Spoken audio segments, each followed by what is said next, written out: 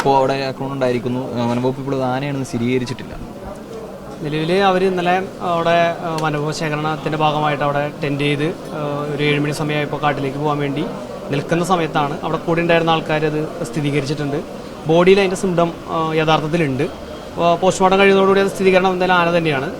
ആന വന്നാൽ മാത്രമാണ് ഈ ടെൻറ്റൊക്കെ നശിപ്പിച്ചിട്ട് ആളെ ആക്രമിക്കുകയുള്ളൂ. വ്യക്തികൾ തമ്മിലുള്ള തർക്കമൊക്കെ ആണെങ്കിൽ സ്വാഭാവികമായിട്ടും ടെൻറ്റൊന്നും നശിപ്പിക്കില്ല. അരിയൊക്കെ വാരി വിതറിയ രീതിയിലും ടെൻറ്റ് നശിപ്പിച്ചിട്ടുണ്ട്. മാത്രമല്ല മരിച്ചുപോയ സതീഷ്, സുഹൃത്തായിട്ടുള്ള സതീഷിൻ്റെ പുറത്ത് വളരെ ശക്തമായ രീതിയിലുള്ള ഒരു ആന ചവിട്ടിയ പോലുള്ള ഒരു സിംറ്റം ഉണ്ട്. അത്തരം രീതിയിലുള്ള ഇതിനകത്ത് വേറെ ഒന്നും സംശയിക്കേണ്ടതില്ല. ആനയുടെ ആക്രമണം തന്നെയാണ് യഥാർത്ഥത്തിൽ സംഭവിച്ചിട്ടുള്ളത്. ആനനെ പേടിച്ചിട്ടാണ് കൂടിൻ്റെ സ്ത്രീകൾ ഓടിയിട്ടുള്ളത്. അതിൻ്റെ ഭാഗമായിട്ടാണ് അംബിക പുഴയിലേക്ക് ചാടിയതിൻ്റെ ഭാഗമായിട്ടായിരിക്കാം ആൾക്ക് തലയിടിച്ച് മരണം സംഭവിച്ചിട്ടുണ്ടാവാം. എത്ര പേരുണ്ടായിരുന്നു അവർ 2 കുടുംബം 4 പേരായിരുന്നു.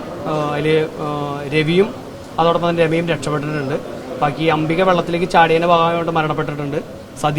സതീഷിനാണ് ആന ആക്രമിച്ചിട്ടുള്ളത്. രവിയുടെ പരിക്ക് കൈ ഒരുപക്ഷെ സ്ക്രാച്ച് ഉണ്ടാവുന്ന ഡോക്ടർ സംഘം പരിശോധിക്കുന്നുണ്ട്.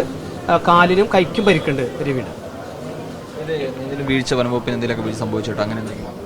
ഇത് വനംവകുപ്പ് കാടിനകത്ത് പോയി അവിടെ തേനെടുക്കാൻ പോയിട്ട് ഉള്ള ഭാഗമായിട്ടാണ് ഇന്നത്തെ ഒരു പ്രശ്നം ഉണ്ടായിട്ടുള്ളത്.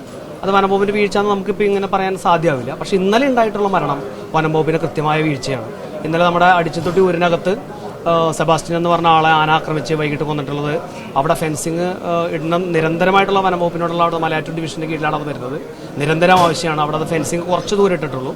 ഏകദേശം 8 കിലോമീറ്റർ ചുറ്റളവിലാണ് അവരുടെ സെറ്റിൽമെന്റ് ഉള്ളത്. അവിടെ ആ വീഴ്ച അത് നിരന്തരമായിട്ട് നമ്മൾ പറഞ്ഞുകൊണ്ടിരിക്കുക. കഴിഞ്ഞ ദിവസത്തെ പല യോഗങ്ങൾക്കകത്തും ഈ ഒരു ആവശ്യമുണ്ട്. അവർക്ക് ട്രഞ്ചാണ് അവരുടെ ആവശ്യമെന്ന് അവർ തന്നെ പലവട്ടം പറഞ്ഞിട്ടുണ്ടെങ്കിൽ പോലും അതിനൊരു മതിയായ സാഹചര്യം ഒരുക്കാൻ കഴിഞ്ഞിട്ടില്ല. അത് വനംവകുപ്പിന്റെ വീഴ്ച തന്നെയാണ്.